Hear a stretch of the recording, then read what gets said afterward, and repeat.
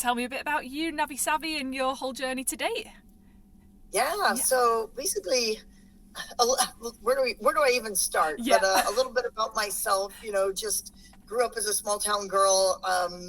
Had never been on an airplane until I was 19, but definitely had a love and a passion for the video content, music, and that world. And so that was really the start of my journey.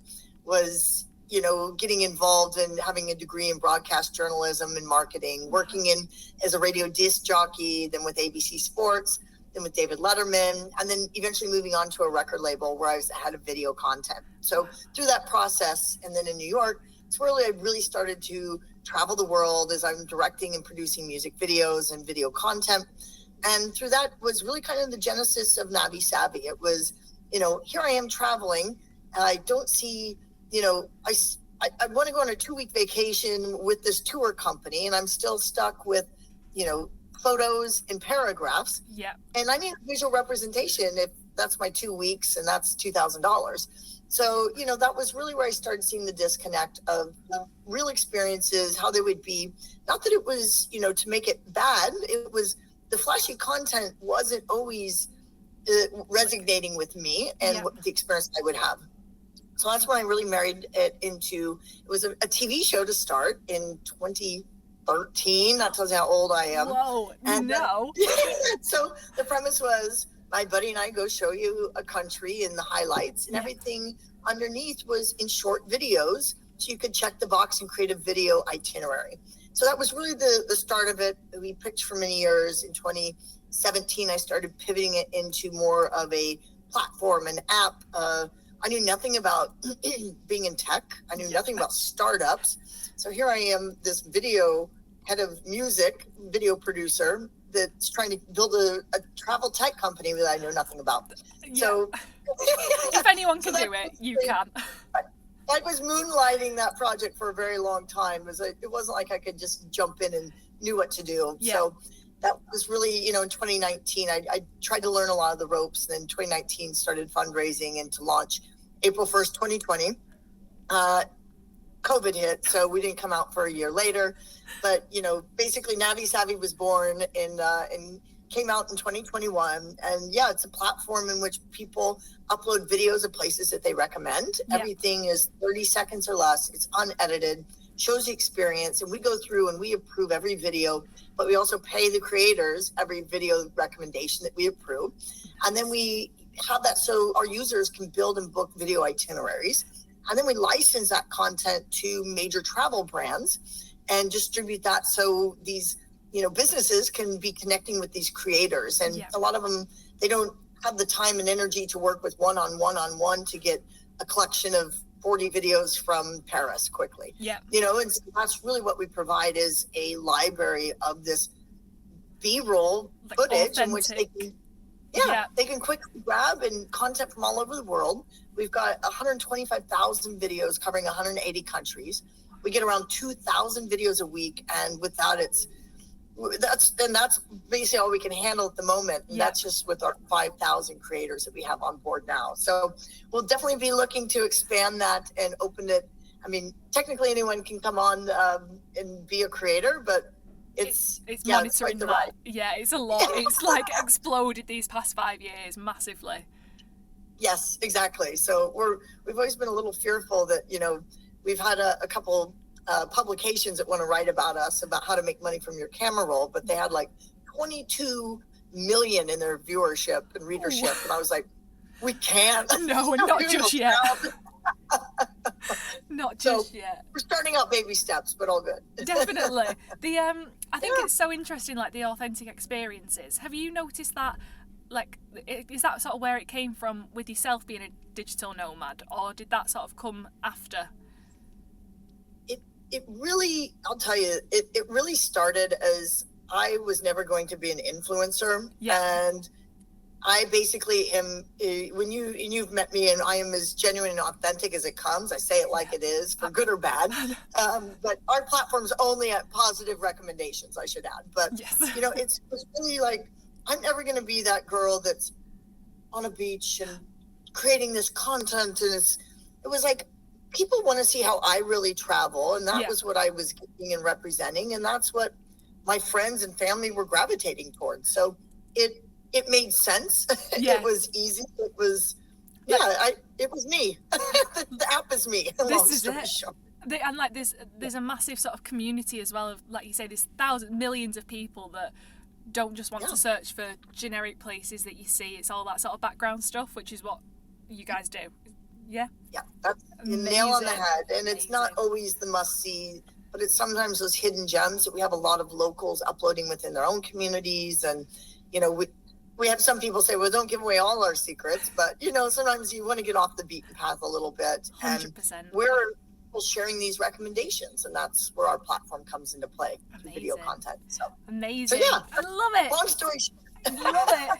Have you, so like over the years, have you seen that approach to UGC change massively? Is that sort of like where it's headed? Is that where you guys see it? Yes. Yeah. I mean, I've been out here preaching user-generated content for almost a decade. The industry in travel was very, very much influencer-led. Yeah. And that is the very sparkly content, professional content, the drone footage, all of this coming in. And then there was, you know, some studies that were coming out in which user-generated content gets 4 times more click-throughs. And that's because it was this peer-to-peer relationship. And so we were almost ahead of our curve, and a lot of businesses didn't know if they wanted to show themselves in that light. They wanted to be these flashy, sexy hotels and restaurants. But there's nothing wrong with that. But it also, people aren't believing it as much. You have this experience. So what we noticed, and what we started seeing with our clients, so UGC means any content created by people. That can be, you know, me just talking to camera. Yeah. But our clients that we've had this last year in our testing before we launched, we saw 9 times more click-throughs, because travel content is about an experience, a destination. It's not about the person that's taking you there. And we were seeing that they were having a jump in results, 860% increase in engagement and, you know, reach. And people wanted to see the real experience because that's what they were going to have when they got there. It was, you know, no different than when you're talking beauty and they're showing the products and how it works. Yeah. You know, people wanted to see that in travel. What's it really like when I get there? Because I'm not going to walk in, it's a edited flashy movie with music behind it, you know. Really, like, you know, the wind in the face. Yeah. The wind in the face would be like that. Yeah. Definitely. Exactly. Definitely. So that's what we saw, and that's what's really been doubling down on a lot of our clients coming to us is like, wow, it's really resonating. And a lot of people are, you know, why is AI not taking over? And it says AI for travel doesn't work in the extent of a destination. You can pretend it is, but is a traveler to traveler, I want to not see the AI version of what Tokyo looks like. Yeah, you want to know all the crap stuff that's there, all the best stuff that's there, and decide for yourself. That's where it's headed. Exactly. It's like New York, you know, it's got character. That's what we used to say. You know, it's got like, character. This apartment has character, you know, and that's what you get when you have an experience. So that's what we're trying to convey, I guess. Nice. I love it. I do. I'm just referring to my notes. Wait a minute. Just looking. So so you say that NaviSavi was built after COVID hit. So it released, or were you doing all the background work? It was released after COVID. The idea was there in working through it, and we actually were supposed to launch, as I said, April 1st, 2020, and COVID hit 3 weeks before. But that time frame actually was very beneficial to me because I was able to reach out to a bunch of influencers and creators who weren't traveling, who've already posted their content and were sitting at home looking for new ways to make money. And I said, I'm NaviSavi, upload to our platform and I'll pay you. And so that really drove the initial content wave for us to be able to launch. So it was worked out one quite of those, well. One of those businesses that I didn't have a full staff that, you know, we were already in full throes of it. So, so it was early days. So how did you find that personally then, going through COVID? Is that when did you have a base then, or were you still sort of traveling? I was in New York City. And so, of course, when it hit, we were like the epicenter of coming into the States. So I was there, the first couple months. Yeah. And I was, being from Nebraska, they were locked down for the first couple months, but they have so much space out there that everything was pretty much open. So I flew back to Nebraska, and I spent the entire summer living with my parents, which I hadn't done since I was 18. So that was the TV show right there. It was New York City girl moves to a town of 700 and lives with her family. Hallmark movie, Selfie, the husband. But so it really kind of said, like, is New York still the place for me? Do I want this? And I went back to New York maybe that fall, and I said, I think I'm done. I think I'm done. So I packed up all my stuff, and I said goodbye to my apartment, and I became a full-time digital nomad after Jan 1st, basically, that year. And I was traveling. I went to Santa Marta, Colombia. I was running around Guatemala and Antigua. Through most of 2021, I was in Italy. I was traveling probably more than I had, during COVID. Yeah. So that was really the spark of it. Everybody could work from anywhere. I had a remote job anyway. And it's like, why am I sitting in New York? And one of the reasons I had a travel startup office space there and community, and that shut down. And so I had no more home for travel startups. And so that was also, that community was very vital to me at that time. And when I didn't have it anymore, I was out with the Nomads. So I joined the Wi-Fi tribe in 2019 and was planning on participating even, before COVID hit. So they shut down that whole year. So I hadn't been able to even jump on a chapter yet, as they call it. Yeah, so or anything. I went hot wild and booked 3 back-to-back for 3 months. Love that. Or in my first year, I think. I love that. How have you found sort of like the digital nomad community? Like, do you just have like that Wi-Fi tribe, or are there loads of different, like, because it's such, obviously it's worldwide, there are millions of people in it. So how have you found that, sort of trying to find your people, I guess? Yeah, I mean, the Wi-Fi tribe, I was always a digital nomad, meaning I was always working from a laptop in a hotel normally. Yeah. With my job. So it was always on location.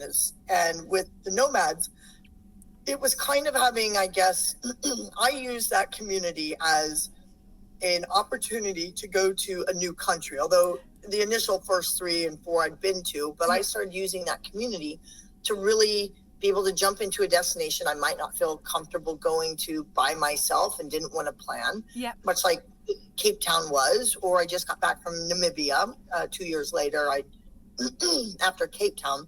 But it was really for me to have a group of friends. I've got friends worldwide, but my group of friends are now having kids and being a little more, I visit them versus we travel together. Yeah, I got you. Yeah, so it was just, I guess it's just having that freedom as well to do it, and knowing that there are other people there, you're not on your own.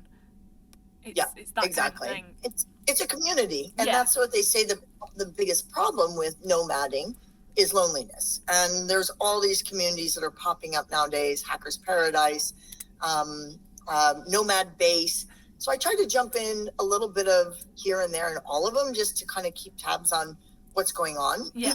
But with NaviSavi, we've also been working with the DNAs, which is the Digital Nomad Associations per country. Yeah. So I've gotten really involved with Croatia and Albania and Estonia, and really trying to work the community from a travel standpoint with the tourism boards. And these people are moving into communities for 2 to 3 months at a time, and a lot of times the travel industry doesn't really recognize them. Yeah. And that's something I'm trying to make a disconnect in focusing those tourism dollars of where the tribe heads next, how they're spending their money within those communities, and trying to strengthen it on both sides. Yeah, so. Definitely. And it's going good so far.